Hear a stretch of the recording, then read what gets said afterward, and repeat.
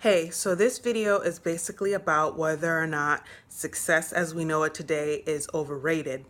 And I just want to start off the video by saying I do not want to knock anyone's hustle.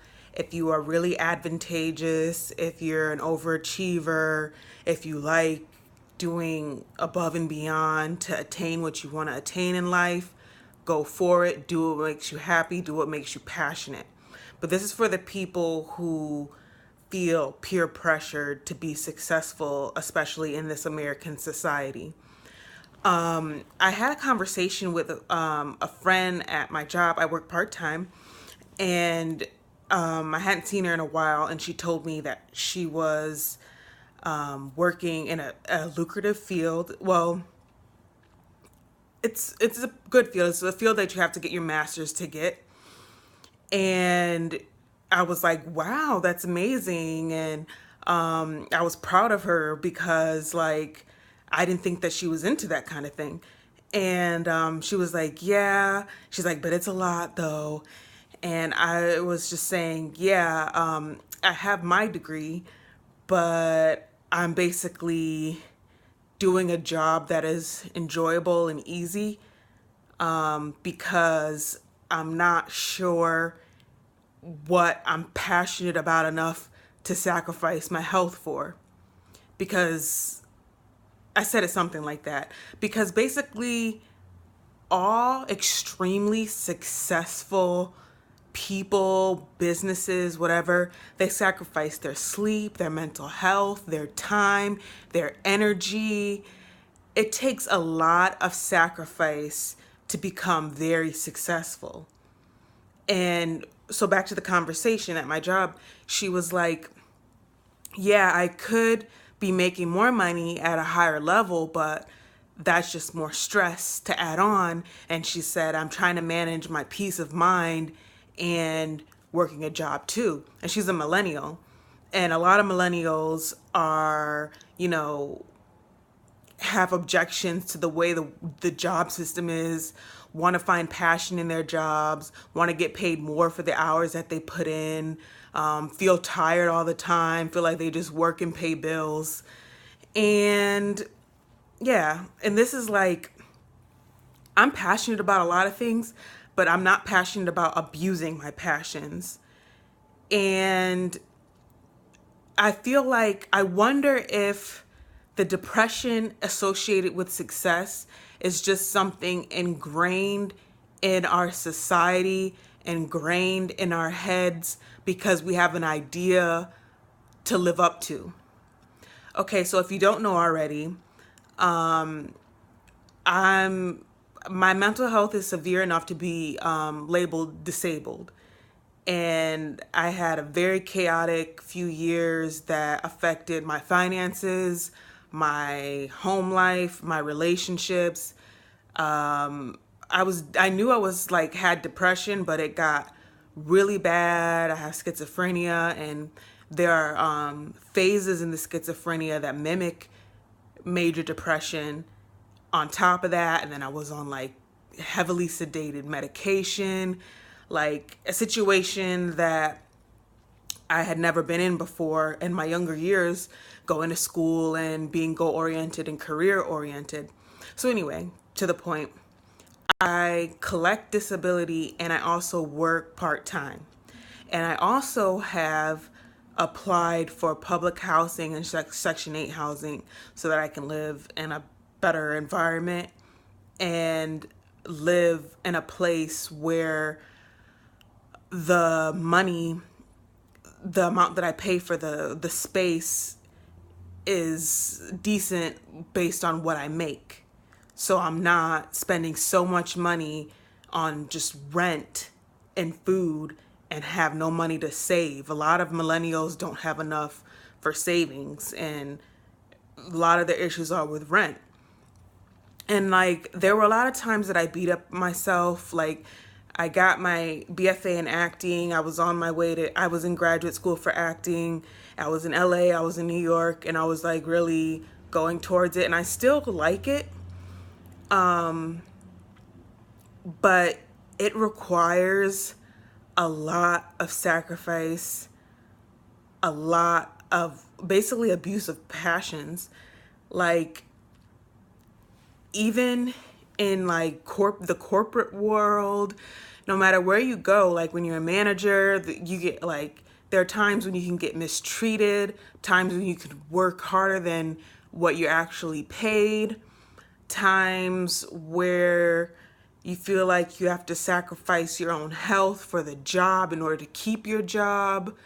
There's a lot of politics involved, especially in the entertainment industry, a lot of ass kissing, a lot of no empathy, a lot of non-compassionate leaders and managers and casting directors and directors that just, want the product and want you to deliver. They don't see that you're human. They see that you're money, and time is money. And so I was looking at my life and I was just like feeling bad a little bit, like I could be making, it would still be considered low income, but like I could be making more money, working full time, renting an apartment, probably worried about whether or not I'd get a house, like a lot of millennials are, worried about getting married, having kids, rising up the ladder in my particular career. And I thought about it and I'm like, after having time to sit in my situation, I realized how blessed I am. My job is not that stressful. A lot of things have changed recently. We got a very strong management team who follows the rules and cares about the workers. I'm able to manage my money. I'm able to save my money. I'm fixing my credit. My rent is not too high. I'll hopefully be able to go into stabilized housing where it won't jeopardize my rent, my ability to pay rent. And I'm just like, do I really need status when I have so much peace of mind? Mind you, like, there are plenty of times, because I'm a creative, I like modeling, acting, painting, making videos.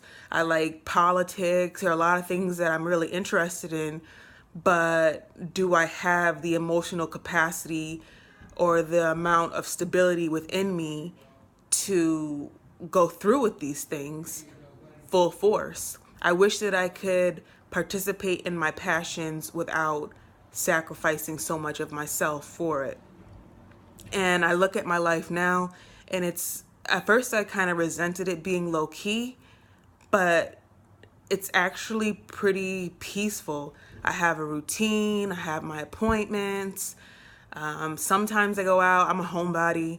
I eat the food that I like. I save money. I do fun things like dye my hair like every once in a while. I have peace of mind.